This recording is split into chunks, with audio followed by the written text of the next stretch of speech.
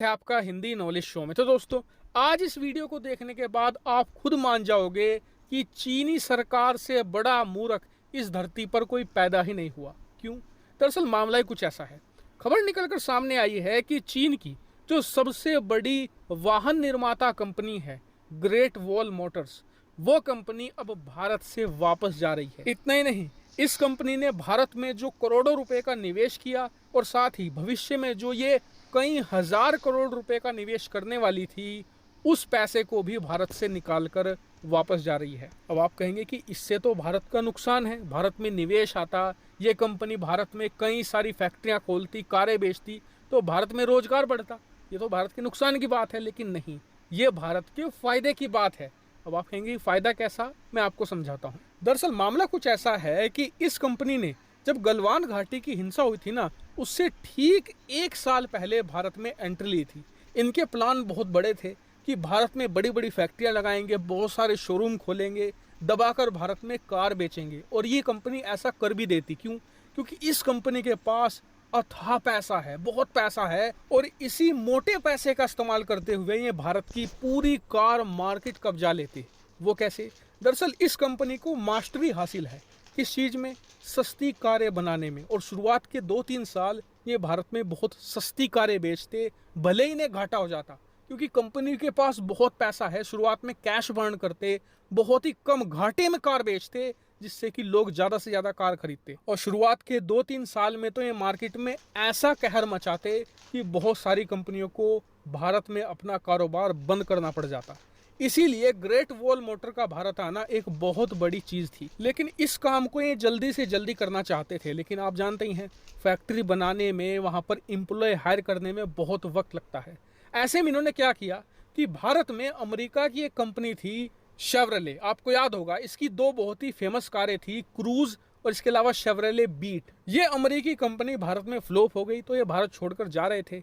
ऐसे में great wall motor ने कहा कि आप तो भारत छोड़कर जा रहे हैं, ऐसे में ऐसा कीजिए कि महाराष्ट्र के अंदर जो आपकी बड़ी फैक्ट्रियां हैं ना, वो आप हमें बेच दीजिए। हम इसके बदले आपको अच्छी खासी रकम दे देंगे, करीबन $1 अरब की, यानी लगभग 7800 करोड़ रुपए। ऐसे में आपको अपनी फैक्ट्रियों के पैसे मिल जाएंगे, हमारा काम हो जाएगा, हम जल्दी से जल्दी भारत में कार बनाकर बेचना शुरू कर देंगे। अब यहाँ तक सब कुछ सही गया, लेकिन उसके तुरंत बाद एक बड़ी घटना होती है। वो थी गलवान घाटी की हिंसा, जिसमें भारत चीन की सेना में बड़ी झड़प हुई, लड़ाई हुई, जिसमें दोनों तरफ के जवान शहीद हो गए। और इसी वजह से भारत और चीन के संबंध बहुत ज्यादा बिगड़ गए।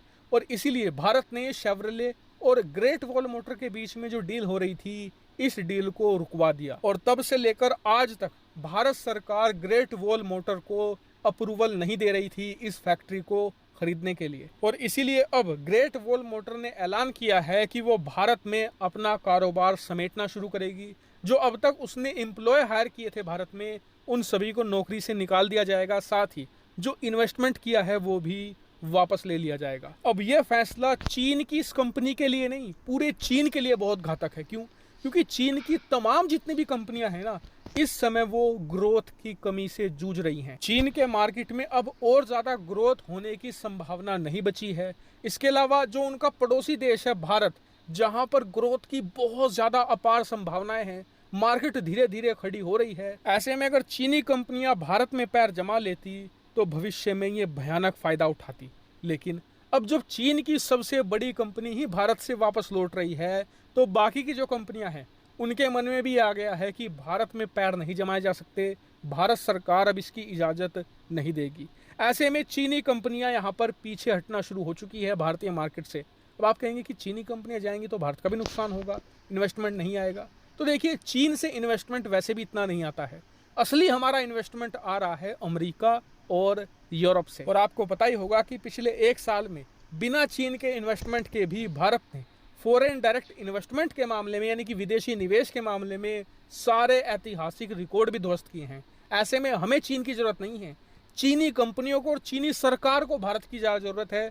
लेकिन इन्होंने एक गलवान घाटी की हिंसा करके न सिर्फ भारत में अपनी छवि खराब करवा ली है, बल्कि जो अरबों डॉलर ये भारतीय मार्केट से निकाल सकते थे प्रॉफिट के, वो भी खत्म करवा दिए हैं। ताकि आप लोग मुझे कमेंट करके बताइए कि क्या भारत सरकार का जो फैसला है कि चीनी कंपनियों को अपनी मार्केट से दूर रखा जाए, क्या ये सही है या फिर गलत है। फिलहाल इस वीडियो में इतना ही। Thank you very much for watching video.